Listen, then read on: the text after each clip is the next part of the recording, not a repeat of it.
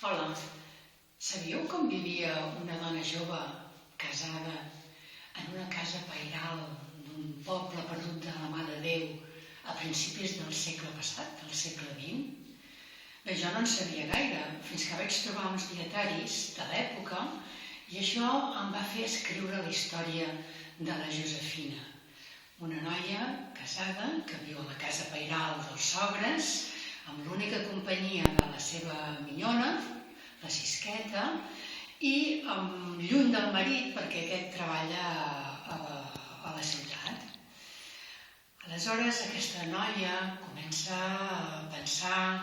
que si això és viure de debò,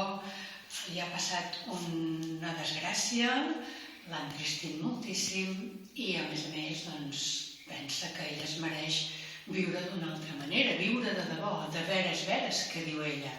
I això fa que s'enfronti amb tots els secrets, silencis i molts temors que hi ha a les dues famílies, tant la seva com la del seu marit. Tot això ho podreu llegir a la novel·la Cendra viva, de l'editorial Gregal, escrita per mi, que em dic Maria Vilanova i Vilavedal, i que espero que us agradi. És una història rural, en podríem dir, i que li passa a una noia com li van passar a moltes altres d'aquella època que podrien ser perfectament les nostres àvies o besàvies.